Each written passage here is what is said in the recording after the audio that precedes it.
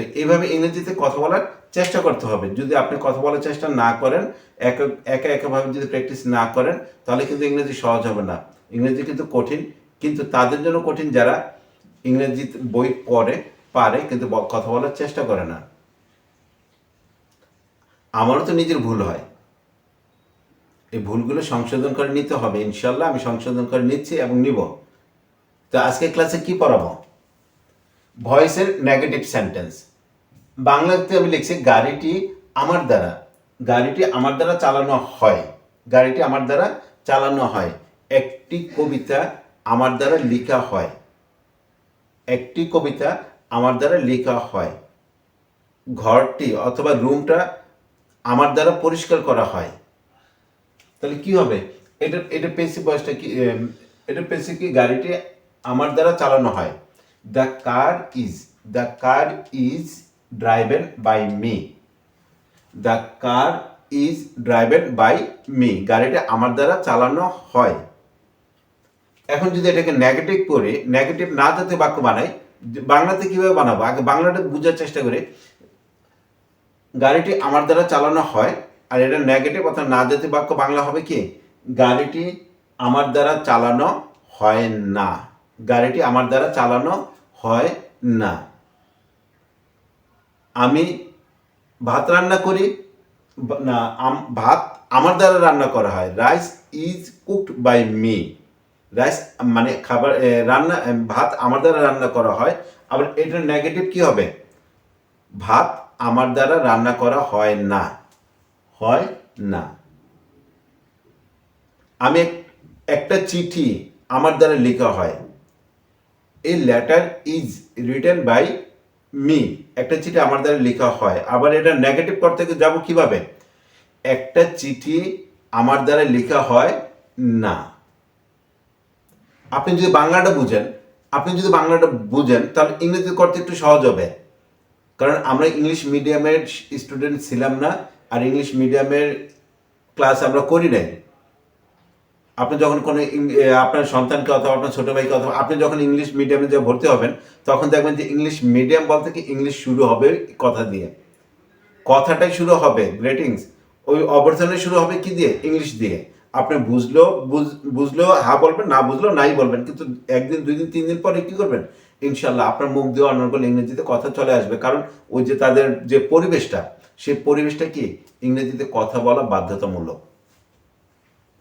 আবার আমরা যেহেতু ইংরেজিতে কথা বলা আমাদের জন্য বাধ্যতামূলক না, উই আর লার্নিং, আমরা ইংরেজি শিখতেছি, তখন আমাদের কি করতে হবে? প্র্যাকটিস করতে হবে। গাড়িটি আমার দ্বারা চালানো হয়। দ্য কার ইজ দেখছেন, আমি কিন্তু টেন্স নিয়ে কোনো আলোচনা করি না। আমি টেন্স শেখাচ্ছি না, যে কোন টেন্স, কোন সেন্টেন্স, এটা শেখাচ্ছি না। কিন্তু যখন তুমি বলতেছো অথবা শিখতেছো, তখন কিন্তু এই যে টেন্সটা কিন্তু চলে আসছে। এই ইজ দ্বারা প্রেজেন্ট ইনডিফিনিট টেন্স বোঝানো হয়, প্রেজেন্ট ইনডিফিনিট টেন্স বোঝানো হয়। Car is driven by me. গাড়িটি আমার দ্বারা চালানো হয়। এটা নেগেটিভ কি হবে? নেগেটিভ হবে গাড়িটি আমার দ্বারা চালানো হয় না। দ্য কার ইজের পরে দেখো নট ইউজ হয়েছে। The car is not driven. The car is not driven by me. গাড়িটি আমার দ্বারা চালানো হয় না। তাহলে নেগেটিভ করতে যাও, নেগেটিভ যখন করতে গেলাম তখন কি ব্যবহার করলো? নট। ইজের পরে, এই ইজের পরে নট ব্যবহার হয়েছে। তাই ইজটা যখন বাক্যটার ইংরেজি বাক্যের মধ্যে ইজ যেহেতু আছে, তখন এটা আমরা কি? প্রেজেন্ট ইনডিফিনিট টেন্স, মানে প্রেজেন্ট ইনডিফিনিট টেন্সটা বোঝা যায়। ঠিক আছে, টেন্স নিয়ে আলোচনা করবো না। টেন্স আলোচনা করলে অনেকের মাথা ব্যথা করে। কিন্তু আমরা যখন বলতে যাই তখন তো টেন্সটা ব্যবহার করতেছি। Car is not driven by me. আমার দ্বারা, এখন আমার দ্বারা পরিবর্তন করে আমাদের দ্বারা ব্যবহার করি, সাবজেক্টটা পাল্টে নেই। ঠিক আছে, গাড়িটি আমাদের দ্বারা চালানো হয় না। গাড়িটি আমাদের দ্বারা চালানো হয় না। The car is not driven by us. গাড়িটি আমাদের দ্বারা চালানো হয় না। The car is not driven by us. ওই আমাদের এই যে আমাদের ইংরেজিকে আওয়ার, কিন্তু এটা যখন পেসি ভয়েস যখন করতে যাব তখন বাইয়ের পরে তখন এটা ইউএস আস হয়ে যাবে। গাড়িটি আমাদের দ্বারা চালানো হয় না, the car is not driven by us. গাড়িটি তোমার দ্বারা চালানো হয় না, গাড়িটি তোমার দ্বারা চালানো হয় না, the car is not driven by you. আমার আগে আমার কথাটা বোঝার চেষ্টা করো, তারপর তোমরা প্র্যাকটিস করো, ইনশাল্লাহ তোমরাও পারবে। ইংরেজিতে কথা বলার খুবই সহজ, একেবারে ইজি। যদি আপনি প্র্যাকটিস করেন, যদি আপনি ইউটিউবের ইংলিশ চ্যানেলগুলো, ইংলিশ শিক্ষকদের মানে ক্লাসগুলো যদি আপনি শুনেন, মনোযোগ দিয়ে শুনেন এবং মুখ দিয়ে বলার ট্রাই করেন, চেষ্টা করেন, ইনশাল্লাহ আপনি পারবেন। তোমাদের দ্বারা, এখানে তোমাদের দ্বারা হচ্ছে বহুবচন দ্বারা বুঝাইছি, একজন সাবজেক্ট একজন মানে অনেকের দ্বারা বুঝাইছি যে গাড়িটি তোমাদের দ্বারা চালানো হয় না। একটা হলো গাড়ি তোমার দ্বারা চালানো হয়, আরেকটা হলো কি গাড়ি তোমাদের দ্বারা চালানো হয় না, the car is not driven by you. এখানে ইউ, একটা হলো ইউ হলো তুমি, আরেক ইউ দ্বারা কি তোমাদের, গাড়িটি তোমাদের দ্বারা চালানো হয় না, the car is not driven by you. গাড়িটি তাদের দ্বারা চালানো হয় না, the car is not driven by them. গাড়িটি তাদের দ্বারা চালানো হয় না। তাহলে আমরা চালানো দ্বারা কিন্তু ক্লাসটা করাচ্ছি, ঠিক আছে? চালানো দ্বারাই 11টা বাক্য বানানোর চেষ্টা করতেছি।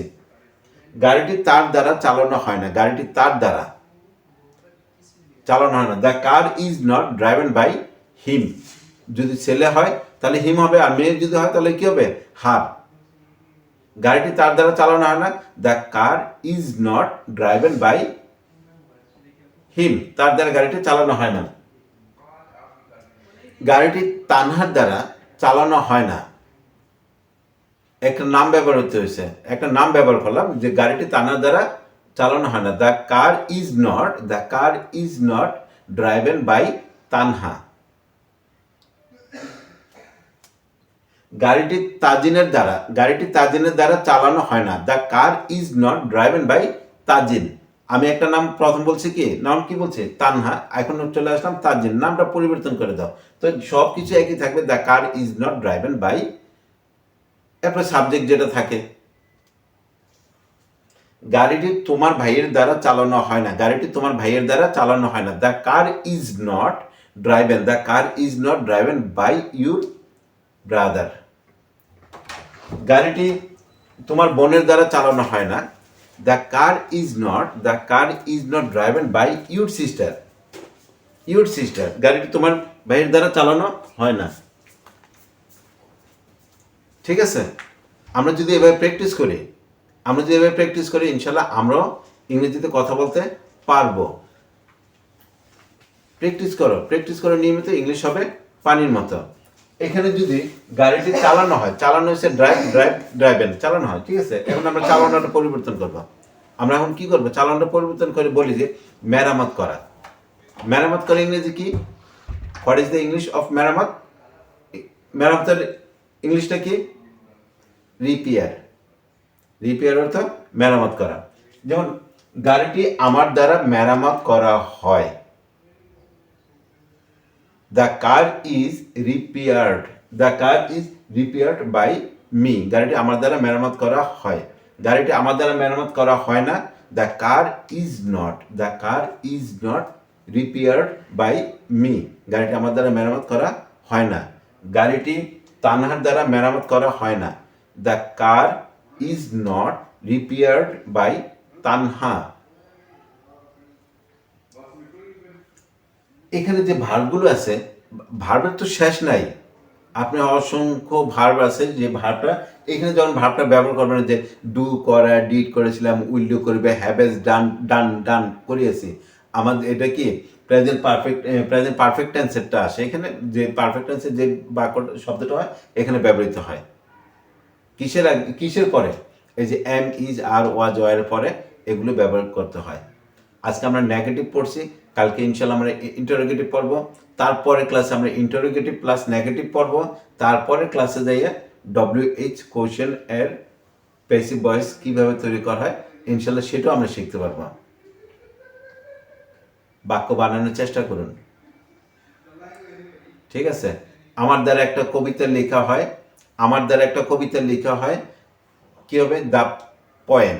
পয়েম অর্থ কি? কবিতা। আর পয়েট অর্থ হচ্ছে কবি। The poem is written by me. আমার দ্বারা একটা কবিতা লেখা হয়।